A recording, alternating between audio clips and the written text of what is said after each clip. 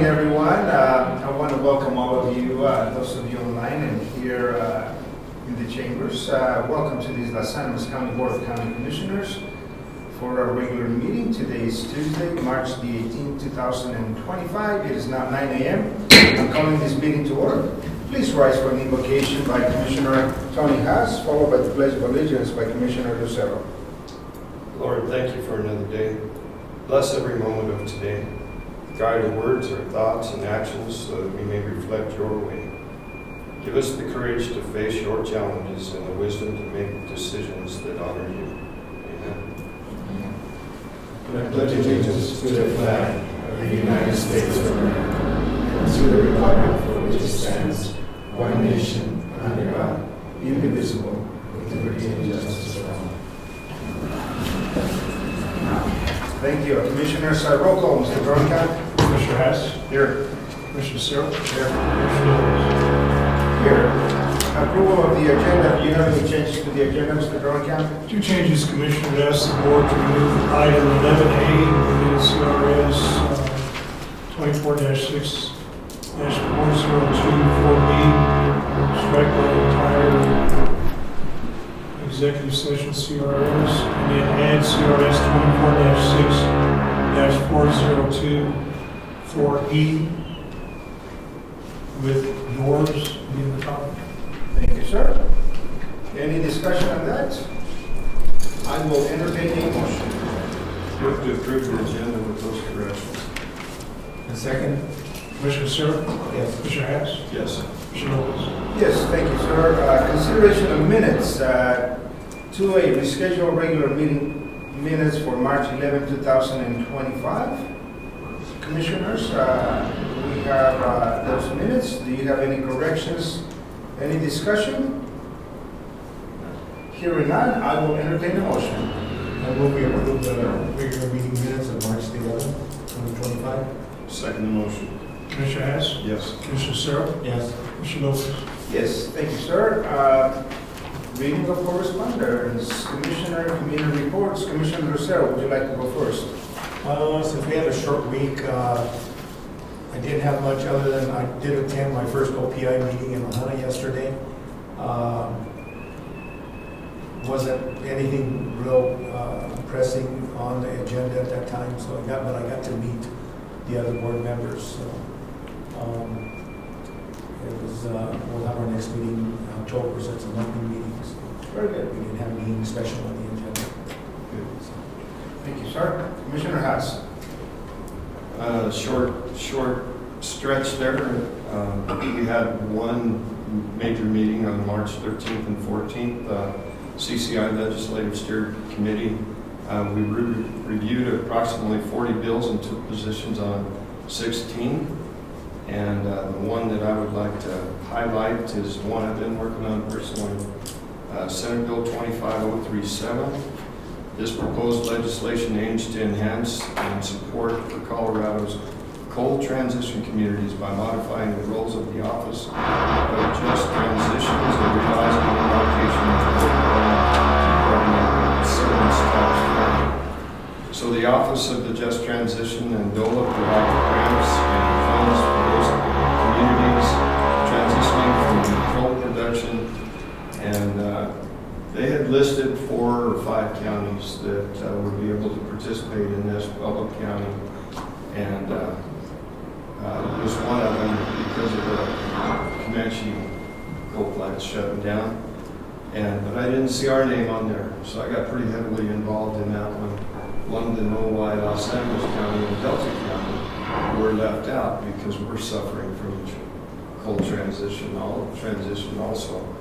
And I was told that the reason we were left out was because it was a different kind of coal.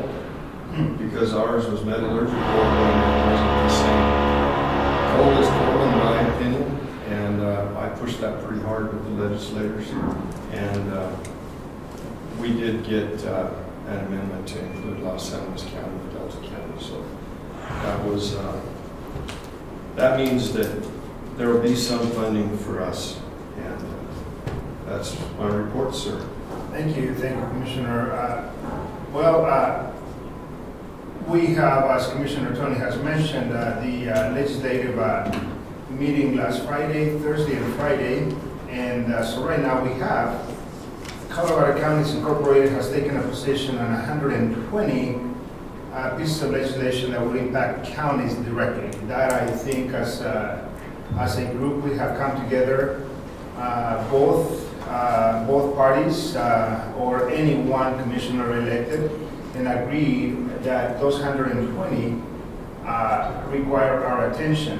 We are just slightly over half of the legislative session, and CCI will continue to monitor a lot of the bills that are coming our way. What we have so far is 501 bills that have been introduced, 302 that are coming from the House, and 199 that are from the Senate. In my opinion, we're at about 500 midterm. I hope it doesn't continue to be the same because we're poised to get about 1,000 bills.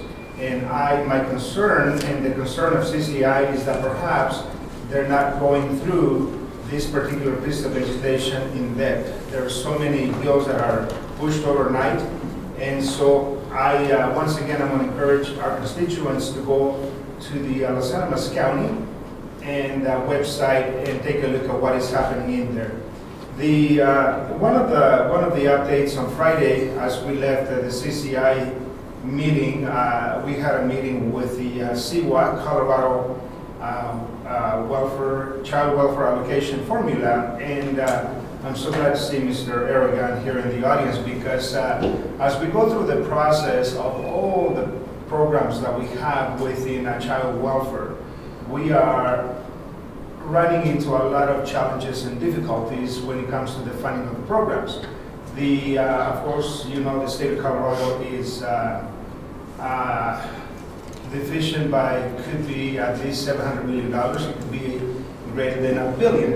So a lot of the programs that we have through the child welfare programs, the allocations that we're going to be working on, we spent 3 hours, slightly over 3 hours on Friday going over the possibility of coming up with a new funding mechanism. And I was very opinionated when it came to how is the formula going to work for small counties. And so one of the things that we're going to be looking at is, and I want to extend that sincere thanks to Mr. Aragon because he's working directly on hold harmless issues for some of the smaller counties. And the attempt for the CWAC working group is to look at all the counties and hurt any county and all counties as little as possible. So in essence, if there's going to be a deficiency of funding for these programs, that the pain is going to be shared equally. The JBC, the Joint Budget Committee, initially made an allocation for 2024 and 2025. We feel that in 2026, the allocation will continue to decrease. But I don't want to share any figures because as we speak, right now the projections from the JBC will continue to be a shortfall on this side. And I tell you, the CWAC board and the WAC board and all the groups that are working on the child programs are working really hard to come up with a funding mechanism. In April, we're going to be taking a position. We're going to take a vote on the funding model and allocation for the next few years. And with that, I'm hoping that the parameters and the weighted assessed challenges for each county are going to be, of course, vetted in as many ways as we can. One of the recommendations that I made to the group is to give us three scenarios. One with what would happen if the legislature increases funding, what would happen if the funding would stay flat, and then another one, what would happen if the legislature would decrease funding. I'd like to see those three scenarios passed on to the executive directors, and but I can tell you it was a very, very animated, very engaging meeting. A lot of questions that came from those of us that are on the board, and we have some new commissioners that have joined the CWAC as well, and I am beginning to develop a very good understanding of what is happening at the state level. So that's that perspective we'll continue to work on, and hoping that our counties, specifically the small counties that provide so many services for our communities, are not going to be impacted. So on that is going to be the report. Keep your eye on what is happening at the legislature. Important bills coming up. One of the bills that this county has been monitoring is Senate Bill 25-003. Go out and research it, and let's see where I was informed this morning by Commissioner Tony Haas that the bill came out of the House. So now it will go back to the Senate and see where it happens. This bill impacts our sheriff's office's expenditures. The Senate bill on semi-automatic rapid-fire weapons, and so there's a lot of amendments that are being considered on that piece of legislation, but nonetheless, let's keep an eye on that. Thank you, Commissioners. Now we're going to go to, this is the week of spring break, so I don't know that we're going to have many of our elected officials. I want to call now on anyone from the Assessor's Office. Anyone from the Clerk and Recorder's Office? Treasurer's Office? Sheriff's Office? Nothing to report from at this time. Thank you, sir. Good morning. Good morning. District Attorney's Office? And the Coroner?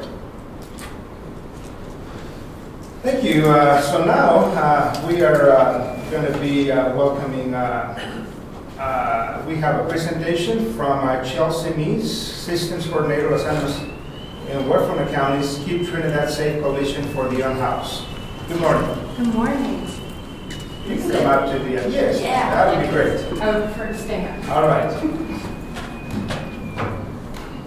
Thank you, and good morning. Good morning.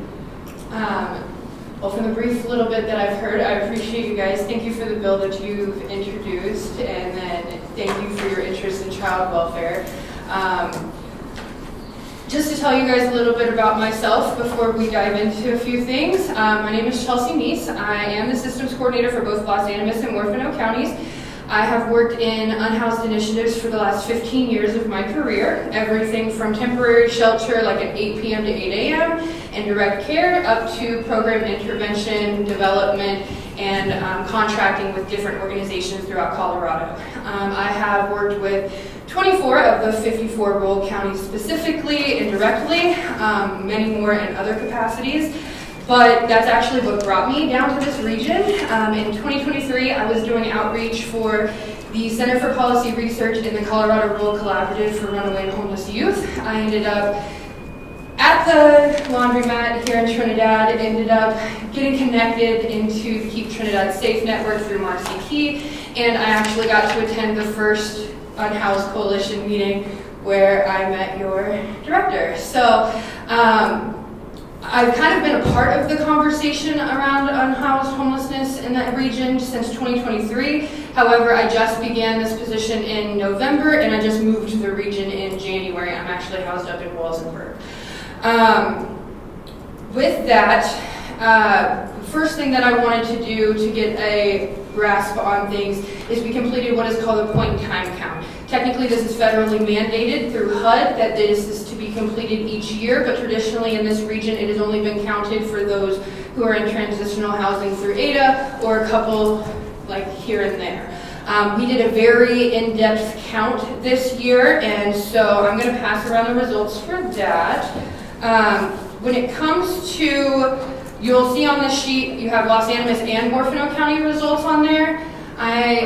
Unofficial results because they're not published completely yet. However, I collected all the data from our 11 volunteers within the county and then put all of the data in myself to make sure that there wasn't duplication.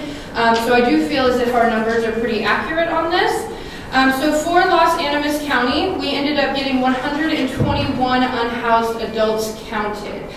We ended up adding 56 individuals to what is called our by name list. So right now, homelessness in this region is very generalized. It's a they did this, they did that kind of thing. And what we want to do is start a by name list, which has begun, and we're going to individually hear from these people people or families or households, as far as these demographics that I'm going to discuss, and then we're going to start to work with them. The ultimate goal is to reach what is called functional zero. That means that there are less individuals entering into homelessness here than there are exiting out of homelessness here. Our ideal number would be around 3 to 5 for a region like this. So on that by name list, we have 56 individuals. The reason that there is a discrepancy between those two numbers is because some of those individuals cannot make it to the by name list right now because they are in transitional housing through ADA, so that is a violation of confidentiality on that. Some of them are youth, and then some of them did not want to give their information at this point. Of those individuals, 17 youth were counted, and 10 of them made their way onto the by name list. The ages currently on the streets of Los Animas County ranges between 1 and 73 years old. There have been individuals out there for just now starting for a week, up to 24 years out there. And for those who have been out on the streets of Los Animas County for over a year, there are 37 individuals. So we counted 34 men, 20 women, 2 non-binary and or did not answer, and then you can see the race ethnicity breakdown there was 23 white, 22 Hispanic Latino, 6 American Indian, Native or Indigenous, 3 mixed, 1 Black or African American, and then a straight non-answer. So I know when we talk about homelessness, one of the biggest things that we talk about is why not just go get a job? Go work. Go make some money and get an apartment. Go do what you need to do to have a shelter. So you actually have 9 people who are currently employed. 32 of them are seeking employment, and 11 of the 15 who are not seeking or currently employed are disabled or have a chronic health condition. So this also plays into the factor that Los Animas County is tied with Orfano County for #1 unemployment rate throughout the entire state of Colorado. So I'm going to pass around a little map that's from 2024 that can kind of show the differences throughout the regions of where unemployment lies, but these are the only 2 counties that are over 6%. So, And pardon me, when you're speaking overall employment, that's all population, not Yes. just, okay, thank you. So their wants, needs, and barriers also include, obviously, access to health care, access to food. Food insecurity is a very large issue in this region. I have not seen a region that depended so heavily on food care and share boxes in my history of working in Colorado. So food insecurity is very big down here. Childhood poverty rates are very high down here, and employment wages are also low for the employment jobs that are available. However, you do have 6 veterans that are out there that will be a priority of mine. With those individuals accessing services, I know with our current climate and potentially cutting funding may become a little bit more difficult. However, veterans are a priority area of the grant that I'm funded through and a personal priority of mine. However, you also have 19 individuals who are seeking recovery. So, On the veterans population, have you connected with a veteran service officer here in Los Animas County? not in Los Animas County yet. Since I've only been here for about 2 months, So, I've been trying to bounce back I'm going and forth. to give you his name at the end of the presentation, and he's right here on the 2nd floor. Okay. And he works with the veteran population of Los Animas County 100% as far as providing him, helping him with housing, transportation, medical needs, and so on. So Yes. let's go ahead and connect you with our VSO. I need that. Thank you. Okay. Yes. And then so the 19 are seeking recovery. I am housed and employed under Keep Trinidad Safe, who has a wonderful peer support program available. However, there is definitely a need for higher level of care within this region for treatment and mental health services, meaning clinicians and substance abuse treatments counselors. So let me, we're going to make this a conversation. Yeah, I would love that. It's important. The 19 that are seeking recovery also through, we have Keep Trinidad Safe, but we also have, I'm on the board of the opioid settlement funds. And Yes. Marcy and I work very close on with Keep Trinidad Safe. I'm on that board as well. Yes. One of the things that we do is award RFPs to entities and companies to provide services for anyone going through the opioid addiction, withdrawal, treatment, remediation, education. And we have awarded grants to, and I'll share that information once again with you, to various of the local providers for behavioral health. But Marcy has been one of our key contacts because when you're looking at seeking recovery, I think the point of contact, of course, is going to be her. Okay. Yeah. Yeah, and I agree with that. We did have a question at Trinidad City Council about the opioid funds and how they're being dispensed and things like that. I obviously don't have the information for that, but I would like to have that kind of conversation. Absolutely. We have a website. It's Southeast Colorado Region 19. And you are vice chair, aren't you? I actually stepped down as the vice chair and I'm a regular board member now, so we can be a little more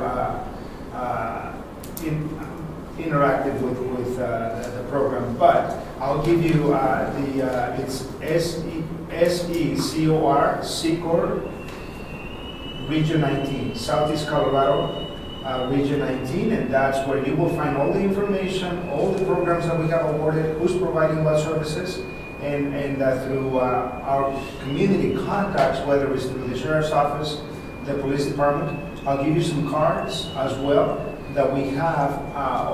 They can actually call a number, reach out, and begin to get connected with those services. Yes, this is amazing. Thank you. Okay. Awesome. Yes, because I think I also wanted to just highlight a couple key statistics about the county specifically when it comes to what relates into homelessness here. So outside of being number one for unemployment, it is the highest rate of opioid and meth overdose fatalities. It's number two for benzodiazepine and opioid prescriptions being dispensed, and the highest drug overdose overall, so any drug combination, and then number three for the highest overdose emergency room visits. So the hospital is overloaded over there. And it's not just there, Orfano County got number one for that ranking. So those things tie into that. It's also a factor of not only like helping people get recovery, treatment, supportive services, but our next best steps are going to be a potential encampment here, which I know through the grapevine, some individuals may have heard about, some haven't. There is no formal plan or proposal at this moment. We are still looking into different options, and I would love to collaborate with you guys just as much as we are collaborating with Trinidad City Council to try to figure this out. Once we have the encampment, we're going to stop wasting more resources in law enforcement, in hospital, and with those limited resources that we do have here, like Keep Trinidad Safe, by having an easier access location for us to directly go to help these individuals. Can I interject right there? Yeah. Having toured the one in Alamosa and talked extensively with Commissioner LACC from Alamosa, it didn't decrease their need for services out there, especially with EMS and the local police. It actually escalated in that encampment, and it went from 80 to 10. And they had a good Samaritan that went out there and actually built 10 homes for them. Mm-hmm. 2 of those burned down. Mm-hmm. And so fire was readily happening pretty regularly. We won't be having that. And the crime that happened there just escalated off the charts. So with drug dealers and gang members that moved in and took over that little tent city, how are you going to respond to that if you're telling us now that this will decrease services when Alamosa County says it increased their ability to have to serve that area? Yeah, so we took a trip in January on the 28th to Alamosa with 4 Trinidad City Council members, the PD here, and a couple other individuals. And one of the things that was spoken about is how there was high crime rates there originally. However, that was in their first phase of law enforcement. They got a new director or chief of police who came in and then did a new list of rules, a new lineup of enforcement. And since they started that enforcement, it did decrease after that point. So one of the main things that is important to me, I've been in this world for long enough to know that it's not just about caring and empathy and those kinds of things. We also have to enforce against bad behaviors. If people are setting fires, if people are going after people and assaulting individuals, there should be enforcement for that. People do need charges for that. But I do not agree with charges of crimes of poverty in which having a camping ordinance before an encampment or charging people for loitering without giving them another place to go. So there will be alternative steps after this. I'm looking into either transitional or permanent. I'm more so for here, permanent supportive housing models that would be implemented after which. But we need to clean up this area. We need to get people off the river into a safer location, into a place where we have access to going to them, where they can make a choice whether they want to participate or whether they want to intentionally break ordinances and such, and at least give them that choice. Then we can take the next step to permanent supportive housing, having those individuals with supportive services on site, long-term housing options. But this is going to be, in my opinion, for this large of a number of people, it's going to be the first step to where your business owners aren't suffering, to where your community can have their park back. All of those things play a factor into how this... What do you say to the county residents? We saw briefly, I watched the meeting that they have at City Council, and where it's going to be located is really close to our fairgrounds. And what about those people that are going to have to be their neighbors? And you're looking at one of them right over here in the red vest. Yeah. And our fairgrounds is right there too. And what I found out from Commissioner LACC from Alamosa was they can no longer have any youth events.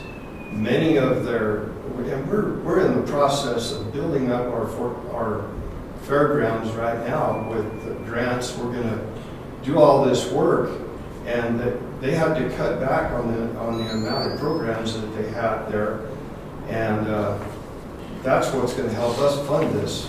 And we have our county extension agent, and one of her offices is out there. That's going to be her dealing with that now, and we already have problems out in that area. You need to be able to talk to those neighbors and have them tell you too, not just what happened here in the city, but you're going to be adversely affecting those people out there by the fairgrounds, including Los Animas County, because we want to develop that and have more functions at the fairgrounds, and we won't be able to do that. It sounds like if it's comparable to what happened in Alamosa. Yeah, and I think this is important why we're having this conversation and why I started all of this with saying there is no formal proposal. We are having a meeting on the 20th in 2 days to discuss potential locations. And so if there are other suggestions that you guys have to where the biggest thing is having it accessible for people to access resources while also not disrupting the neighbors who are there. So we have to find some sort of balance, but right now it's disrupting everybody who enters this county. So let me, on that, and I'm looking at it from the humanistic perspective. Yeah. I'm going to put these shoes on. By segregating this population, I don't see that as a solution. Because now, in a sense, you're saying, well, that's your space. And I find it almost they, right? You mentioned, it's they or it's them. And I don't like that. Second, for the purposes of them procuring daily just meals, are those going to be provided for them, And so I think the challenge is these are very sensitive issues, yet we know they're right here. My thing to you is also to have in consideration, just because the population of that part of the county is less than perhaps the downtown population, if you will. I'm just going to compare the two. Well, we're all humans, right? Yeah. And one of the things is we're taking you said a challenge from here to there. And what happens when there gets out of hand, as Commissioner Haas is talking about, and you're talking about sanitation. I'm not sure, again, this is the first conversation that I'm connected to. Sanitation, I would imagine you're gonna have to have plumbing and outdoor facilities so they can shower, so they can, if we're gonna do something, when you say we, if the community is willing to do that, I think there has to be enough sense that access to a decent facility, if there's going to be no services provided, but just you camp right there and your tent is right here, I'm not certain what the plan is, so I probably will be attending the 20th because at the end of the day, I just don't see that we're putting it on someone else's backyard. Right, and I think it's not about necessarily segregating people. If I can be completely honest, of the options that I've heard of, I don't want to be that far out. I think it's more important to have access to groceries, to have access to medical, to have access to those things. But we also have to consider what land is available, those partnerships, who owns the land. And so it is important to have these conversations because, like I said, I just moved here. I don't know these things. But also, yes, some of those things will be available. There will be porta-johns. We will have a set of rules. It will basically be set up as you come in, like a campsite that's like dispersed in a sense. So you come in, it will have a number to where each individual will also then get an address to where they can apply for jobs. They can have bills sent to that location, and we'll figure that out for Keep Trinidad Safe ourselves. But it will have these things to where individuals can be successful. The goal is not to keep individuals there. One of our tactics will be if somebody wants to go home and maybe they're from Texas and they just need a bus ticket to Texas, I want to be able to offer them a bus ticket back to Texas. That will be our first option. Are you from here or are you not from here? Where do you want to be? 40 to 60% of any unhoused population is from the area in which they were born and raised, though. So you do have people who aren't from other places, who grew up here and went to your schools. And so with them, we want to make sure that they have access to the adequate resources. So I think right now we're jumping ahead without actually having a location because we can plan. It's going to be in somebody's backyard regardless. Not everybody is going to be happy about this. Not everybody cares about people either. So it's important. We do care. I want you to know that you're speaking. I'm not saying you That's guys. why we made the effort to go to Hermosa and see what they had. And I don't think you'd be commissioners if you didn't care. Let's be Because clear. Mr. Dornkamp will have something to add too, I believe. Don't we own some property right there by the Commercial Street Bridge? Yeah, and I guess my first question is you talked about a meeting that is going to be on the 20th. Yeah, so it was just going to be a meeting with myself, Jennifer Lay, our public defender, Clay Mason, somebody else is on that list. But anybody who has options, we are open to that. And when and where? So it's on the 20th, and I think it's at the PD. I can double check with that. Mr. Dornkamp might be available. Yeah? See if I can be there. And I do believe that by taking them out there, you're actually taking them further from services. Mm-hmm. And in Alamosa, they're within walking distance of the soup kitchen, where they developed this tent city. But out there, are you going to provide them with transportation? Because it's a long ways into town to have to go to the doctor, to go see Mr. Aragon over in this building. Like I said, we got that piece of property right there by Commercial Street Bridge that we. I think that would be perhaps a topic of the 20th discussion, if that is indeed when you folks are going to be looking at. Space to create. What time? 10? 10. I guess a couple items from my end. I live out, and the city has property just north of the fairgrounds here.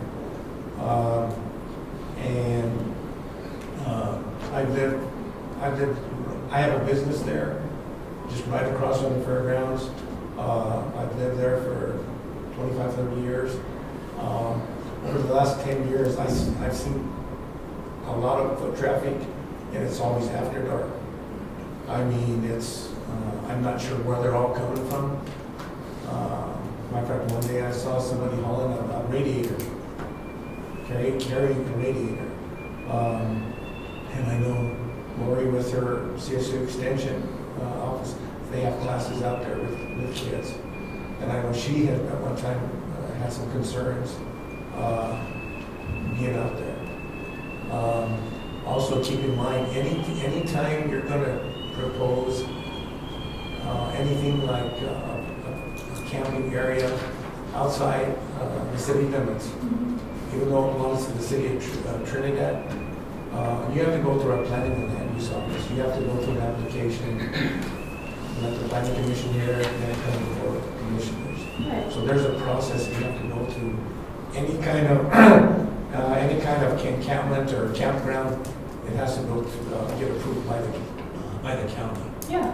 on there. So Yeah, and that's why I wanted to make you guys clear that we don't have a proposal, we don't have a set location. And so once we do have that, and that's why I wanted to begin these conversations after I had some results and some data for you guys, to begin these conversations to where we could work towards that.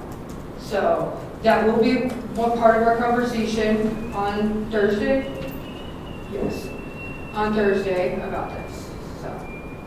Well, we want to thank you for bringing this to our attention. Thank you for being here today. I want to say thank you for what you're doing, but I also look at this whole thing from, as you have heard from the three of us, the humanistic thing. If we take an individual or a group of individuals so far away from the services that they need on a daily basis, are we serving them? And then if you said they're going to have porta johns, can you imagine in the middle of August, 120 people in there? We are creating, and when I say we, because I'm part of this community, unsanitary conditions that could lead to other challenges. I rather, in a sense, if this is to happen, I mean, the planification has to be where the sanitary conditions are such that we're not going to be exposing anyone to any health challenges. I mean, you know, just do the math. I was just kind of playing with some numbers. 120 individuals, August through, or July through September.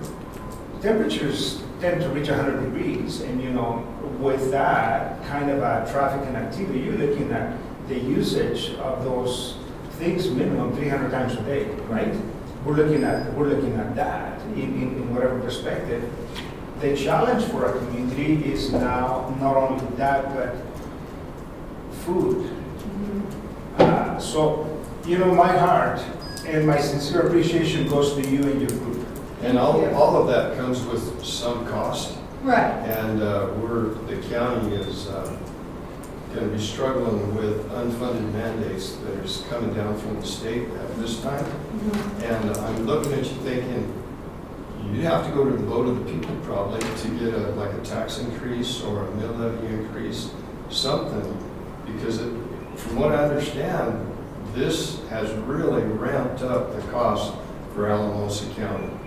And we're looking at possibly another FTE or two with our sheriff's department, because that won't be located in the city, it'll be located in the county, and all these things have to be taken into consideration. That's why I've done my homework. I wanted to see, you know, because we don't lack empathy. I mean, we're empathetic to what is going on out there, but how do you handle that? Can I add to those things? Sure. Yeah, so, okay. To your point about the services, what did you say? Yeah. You made me lose it. Well, no, it is the hygiene. Oh, the hygiene perspective. We would welcome a building. We would love a building with some land, if that is a possibility also. We are not just closed off, it's just some open land. So if we also have the option of a building that maybe has plumbing already, that would also be a very viable option for us. And then to your point also, thank goodness I'm a grant writer. So I don't believe that money is a problem when it comes to this. I have worked in this field so long and I have seen money pour down. My goal this year is to hit $1 million in the grants that I've written or have helped write. The most recent large one that I wrote was $341,000 for Chaffey County. So I know that we can do this, but I can't do this alone. And so one thing that I do want to invite you guys to before I wrap up here is I'm hosting an event on April 4th at Space to Create. It is called A Home for Everyone. It is from 1 o'clock to 4 p.m. That is a Saturday. And if you want to come help clean up the river before then, that would be much appreciated. We meet at 10. But at 1 o'clock, we are going to do a workshop style meeting to where those who want to have their voice heard in this can have their voices heard in this, to where we can make a solution that is community-based, community-focused, as well as trauma-informed for those that we are serving. And so if you would like to come to that, that would be amazing. We will host a networking happy hour afterwards at the Hive because I truly believe in supporting small businesses. So that is our next best step to also being able to be involved in this process also.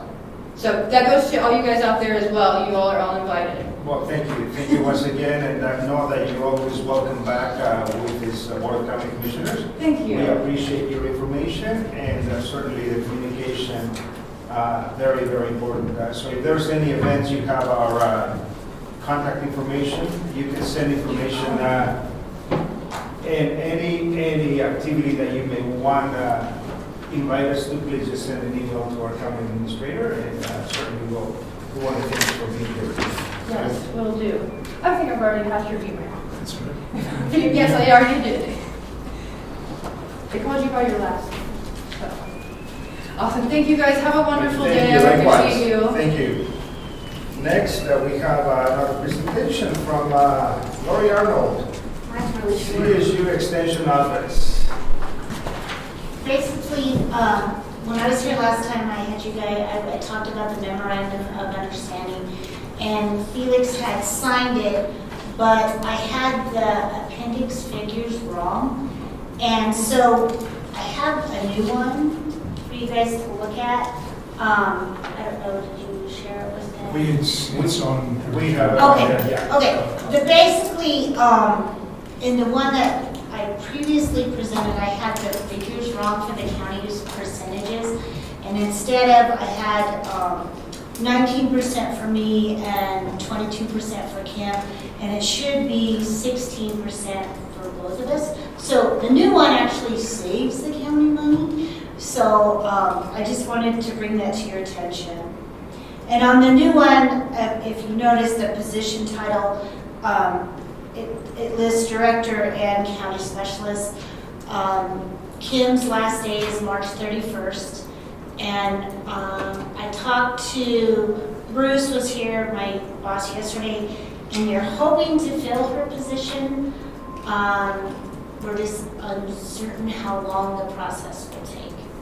So, with that being said, what I was going to ask you is, the money that we pay under contractual services for Kim's salary, could I hire a part-time person to help with office stuff in the absence before if we get to hire a new person? Does that make sense?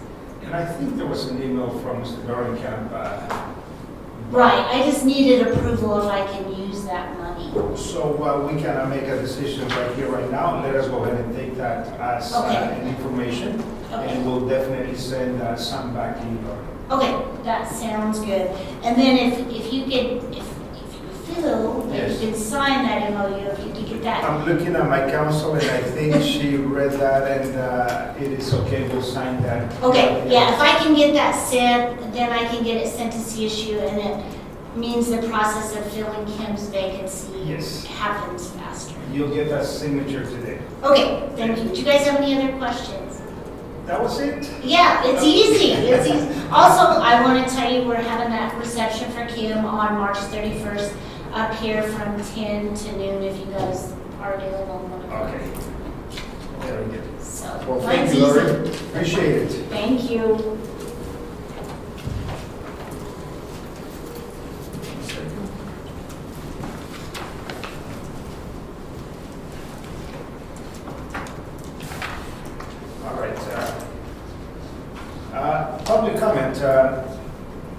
anyone signed up for public comment? Thank you, Mr. Dorncamp. Anyone online that would wish to address the Board of County Commissioners at this time? You have 3 minutes.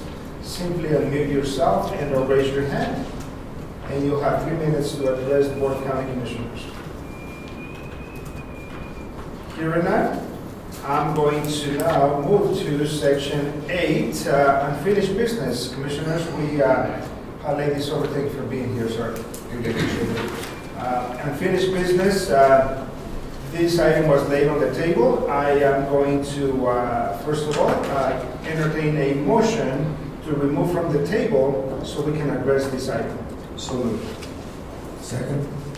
Commissioner Searle? Yes. Commissioner Hess? Yes. Commissioner Lopez? Yes, so it is 8A, consideration of IHC International Harvester Company 1964 title to Mr. Brian Brown. I think that's what we were missing, the name of the individual to whom the title is going to be approved. We have had a conversation on it. Any other discussion, Commissioners? Hearing none, I will entertain a motion.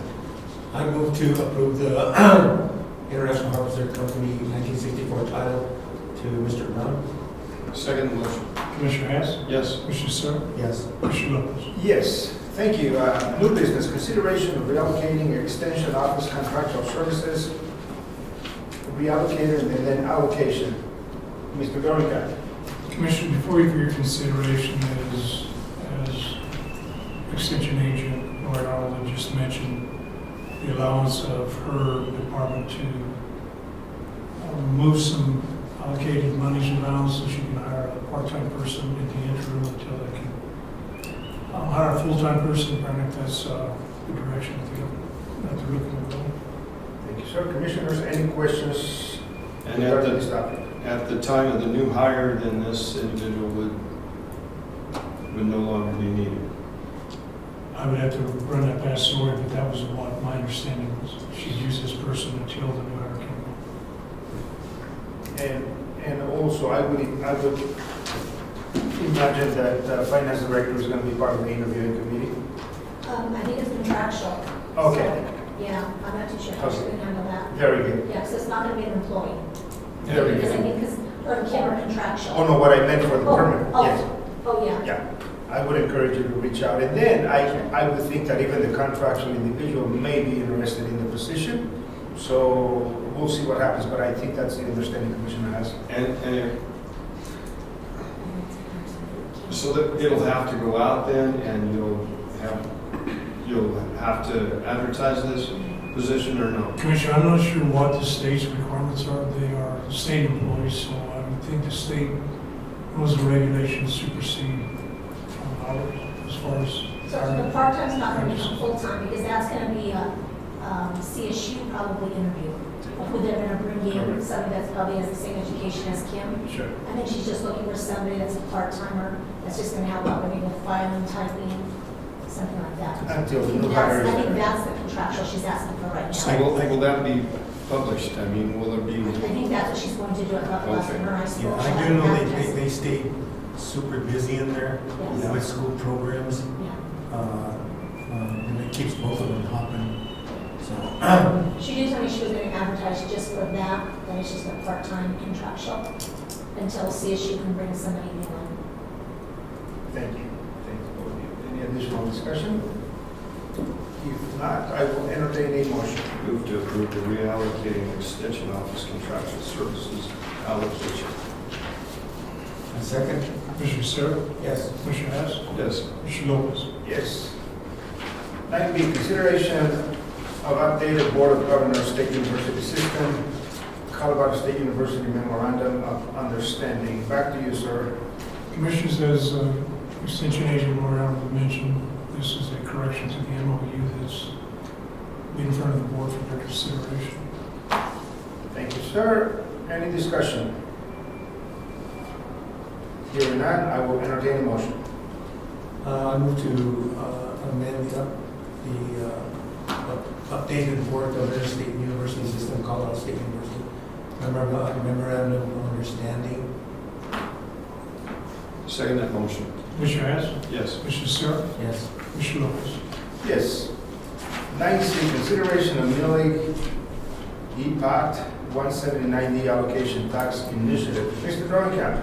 Commissioners, part of our contract with Millig, the consultant who designed the old consultants overseeing our HVAC installation, they were wanting to take advantage of a tax break, for lack of a better way to describe it, 179D.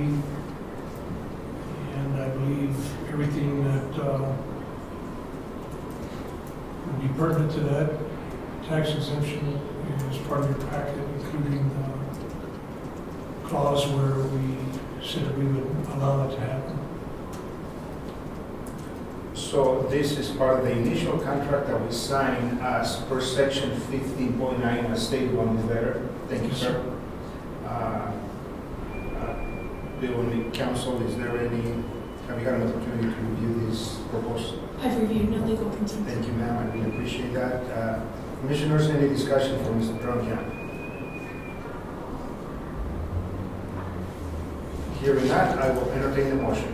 Move to approve the milling impact 179D allocation tax initiative.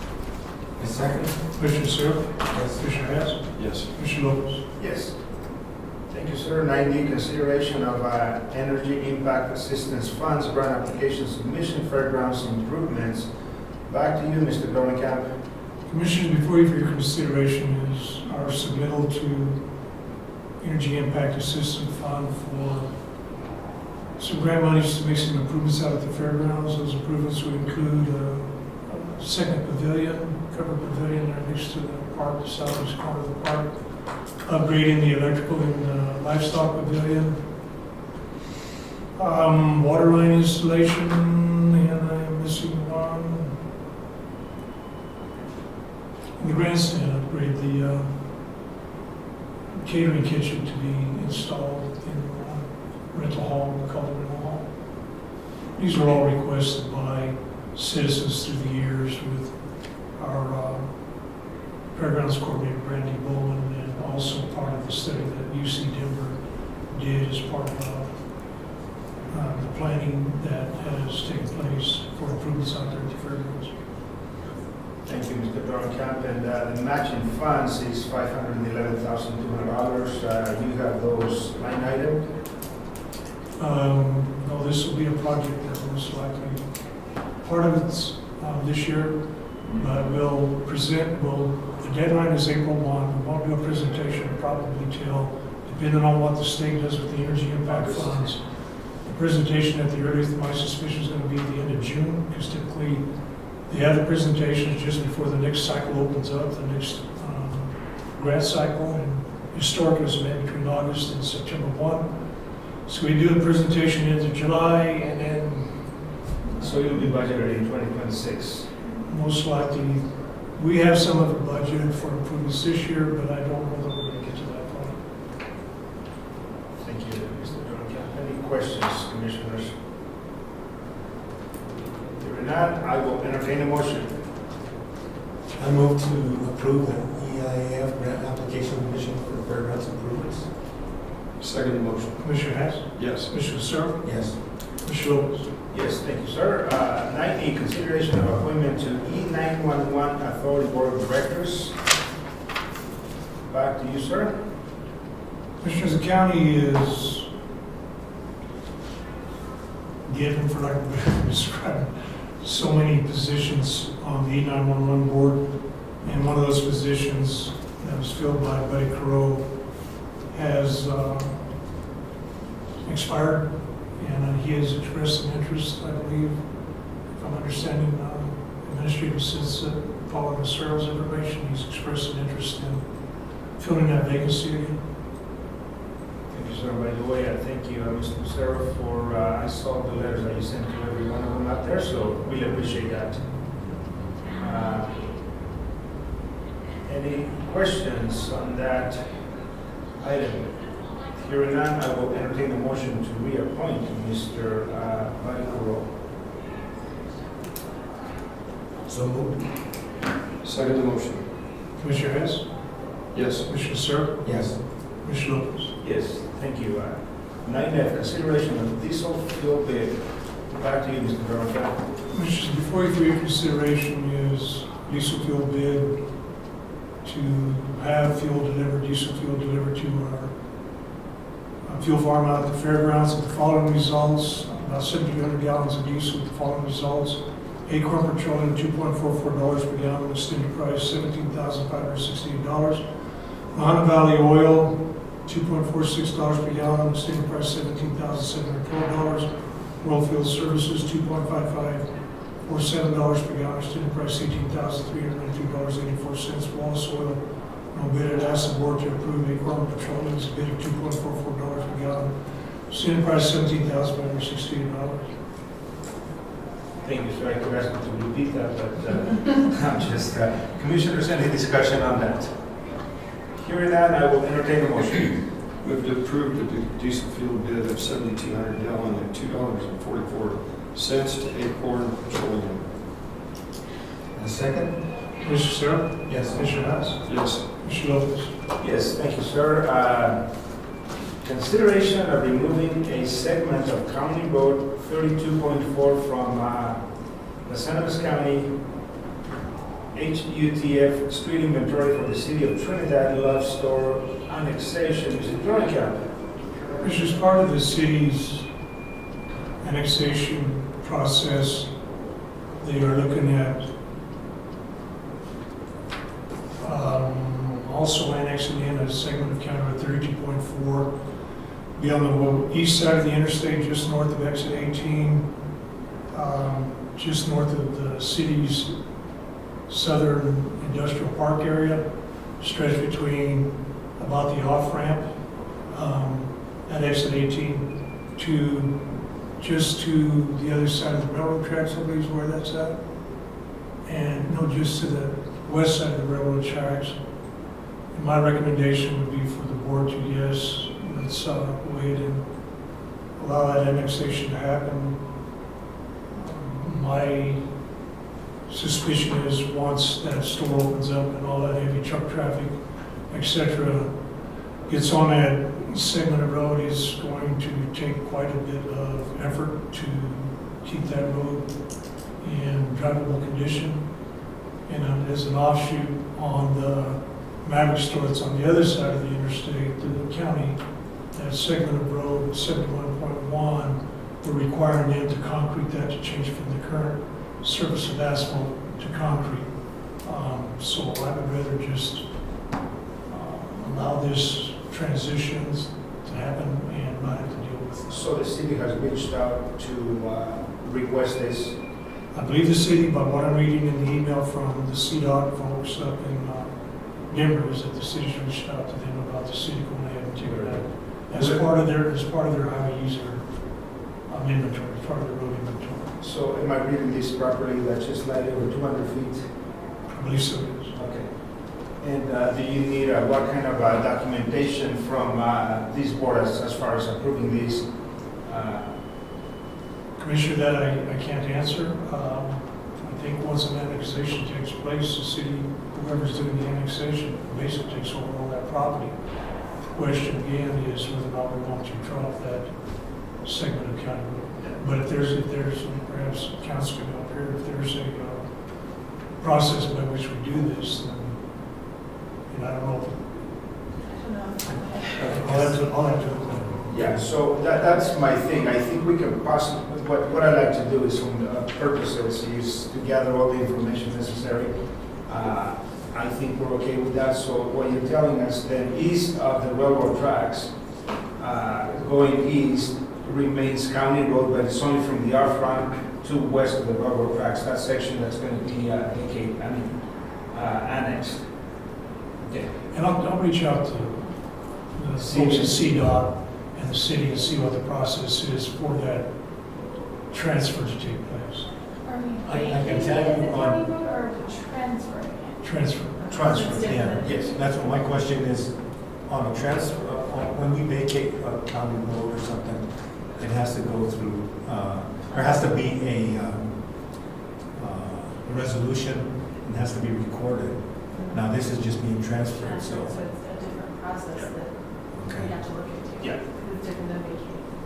So I think, council, and you can kind of give me a thumbs up, I think we probably, unless they need this, keep doing some gathering of information at the next meeting, we'll have this right back onto the agenda. I think for now, let's go ahead, and my recommendation would be to table this item. Commissioners? Okay. So, would that work? Thank you, sir. I will entertain a motion to table item 9G. I will move to table item 9G, consideration of removing segment of County Road 32.4 from Los Angeles County's HUTF street inventory for the city of Trinidad's Love Store annexation. Second the motion. Commissioner Hess? Yes. Commissioner Searle? Yes. Commissioner Lopez? Yes, thank you. Section 10, financial matters, consideration of payroll and bills for the first half of March 2025. Well, good morning, Finance Director. Good morning. Good morning. Payroll as of March 15, 2025 is $220,144.07. Do you have any questions on payroll? No, ma'am. Commissioners? No questions. Invoices paid on March 5th, 2025. As you can see, the first part, there was a printer error. So there was many voids, as you can see that. Okay, and then in there, let's see. JBBS, we paid $1,500 to the County Sheriffs of Colorado. They're actually doing all the invoicing for the JBBS, for the new company called Turnkey. And then, let's see, in the truck parts, there were some repairs for $44,652 for Road and Bridge. You mean 15,000? I think you mentioned. I'm at $1,500, I'm so sorry about that, $1,500 for JBBS, they charge us $1,500 for them to do Okay, all right. the grant request. Very They're good. handling the grant part of JBBS. And then here's Turnkey for the grant where they get $15,809.94. And then Tyler Technology, that's the assessor, their annual contract of $64,343.47. And you know, that might increase the more that they have to actually change the program to what's happening with the state, just to tell you that, and that's $64,000 high for their annual agreement. Yeah. So, so invoices for March 3rd, 2025 is $227,809.71. Commissioner House? Yeah, what is L.N. Curtis's sums? Let me find it. 2420, I'm gonna look here on, page 217, about 10 others. what is it? Let's see. Right below, Oh, that's the Ellen Curtis. So uniform and vests, that's what it is. So those are uniforms that they purchase. Yeah, I just and haven't seen that. I think a lot of times what they do is they get a grant. I think we get Samson funds for any kind of vest, so that's federal money. That might kind of offset some of this cost, not all of it. Because maybe they might give us like $200 for federal funding for a vest for our sheriff's department. Okay. Okay, that's what that is.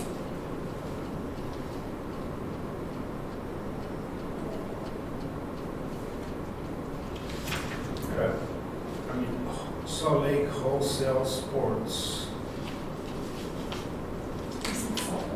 3,700. Let's see. Let me see. That's ammo. Salt Lake Wholesale, let's see what this is. Oh, ammo. They bought ammo from there. So they bought ammunition Yes. for $3,000.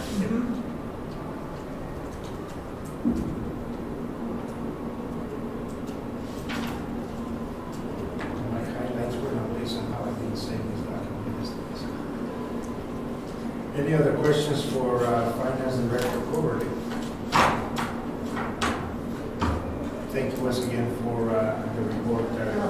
Commissioners, I will entertain a motion. Move to approve payroll and bills for the first half of March 2025. Second. Commissioner Searle? Yes. Commissioner Hess? Yes. Commissioner Lopez? Yes. Come to section 11, executive session. The board will meet under CRS 246402-4E, determining position relative to matters that may be subject to negotiations, developing strategy for negotiations, and instructing negotiators. The item that we're going to be talking is item A, doors. At this time, I'm going to entertain a motion to suspend this Board of County Commissioners and enter into executive session with a small recess between the two. So moved. Second motion. Commissioner Hess? Yes. Commissioner Searle? Yes. Commissioner Lopez? Yes, thank you. Let's 5-10 minutes.